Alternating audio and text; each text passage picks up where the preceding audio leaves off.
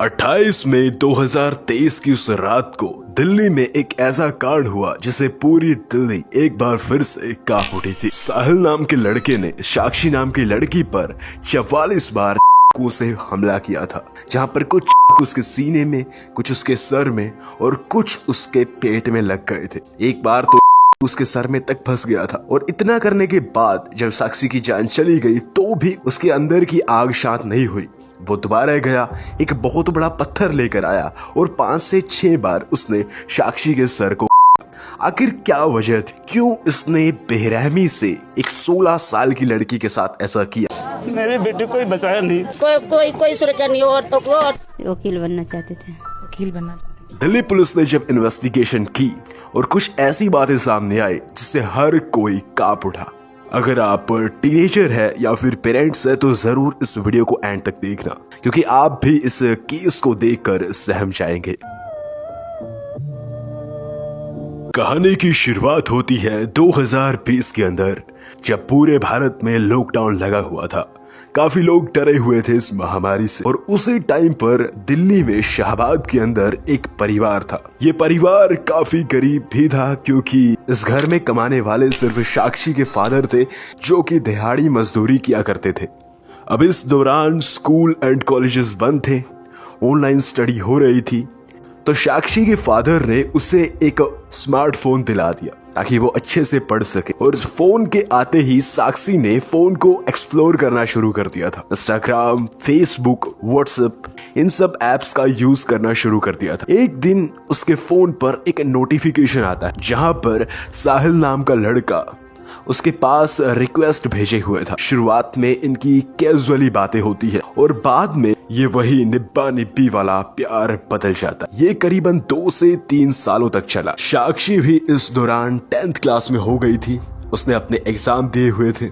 और साहिल जो है एसी फ्रिज रिपेयरिंग का काम करता था, क्योंकि उसके फादर भी वही काम किया करते थे। अब धीरे धीरे इन दोनों में नोकझोंक होना शुरू हो गई थी और नोकझोंक की डिफरेंट रीजंस बताए जाते हैं। पहला रीजन तो ये बताया जाता है कि साक्षी का पहले एक एक्स हुआ करता था जिसका नाम प्रवीण था, और अब वो उससे बातें करने लग गया था। उसकी जिंदगी में वो वापस आ रहा था। साहिल बहुत गुस्सा था और वो कई बार साक्षी से लड़ता था। और एक बहुत बड़ा कारण बताया जाता है साहिल का मुसलमान होने का, जो उसने छुपाया था। वो हाथ में एक धागा बांधा करता था और रुद्राक्ष की माला भी पहना करता था, ये दिखाने के लिए साक्षी को कि वो हिंदू है। एंड साक्षी को इस बात का जब पता चला तो वो उसे दूरियां बनाने लग गई थी। बताया ये भी जाता है कि साहिल टॉक्सिक विचारों का था। वो होते हैं ना कुछ लड़के, जब नई नई उम्र आती है कि हम ही है बस, कुछ बंदों को साथ रखते हैं, मारपीट करते हैं, उस टाइप के विचारों का वो लड़का था। दुनिया शांति तो जीण नहीं देती मेरे भाई, आतंक ठाना जरूरी है। साहिल के इंस्टाग्राम के अबाउट सेक्शन में अगर हम देखें तो उससे साफ साफ पता चलता है कि ये टॉक्सिक और हवाबाज ही था। दारू लवर या फिर यारों की यारी, इन सब से दिख रहा है कि वो कैसा था। एंड लड़कियों को भी ऐसे ही लड़के पसंद आते हैं जिनका अंजाम आखिर में बहुत बुरा होता है। लेकिन साक्षी भी यहाँ पर अपने में ही रहने वाली लड़की थी। अक्सर साक्षी अपनी दोस्त नीतू के घर जाया करती थी, कई बार तो वहाँ पर सो तक जाया करती थी। और इस बात से काफी गुस्सा थे साक्षी के घर वाले, क्योंकि नीतू का जो हस्बैंड है वो तिहाड़ जेल में था कि लड़की जवान हो रही है और वो दूसरे घर में ऐसे जा रही है। लेकिन साक्षी उनकी बात नहीं सुनती थी। इन्वेस्टिगेशन के दौरान जब साक्षी के फोन की चैट्स एंड रिकॉर्ड्स लीक हुई तो पुलिस को पता चला कि साक्षी ने अपने दोस्तों से ये तक कह रखा था कि हमारे रिलेशन के बारे में घर वालों को पता चल चुका है और वो अब मुझे दबा कर ही रखते हैं, मेरा फोन भी ले लेते हैं, मैं क्या करूं, मैं भाग जाऊं।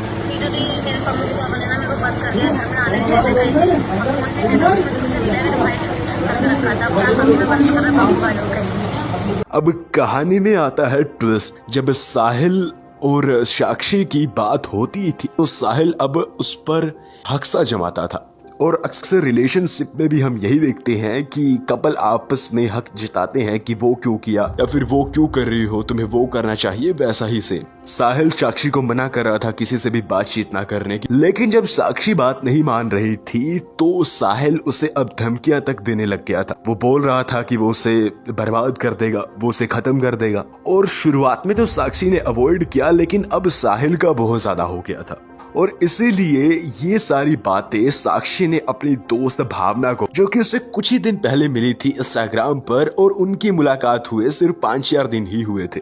भावना जो है साक्षी को अपने दूसरे फ्रेंड के पास ले गई जिसका नाम अजय था, जिसको लोग झबरू बुलाया करते थे।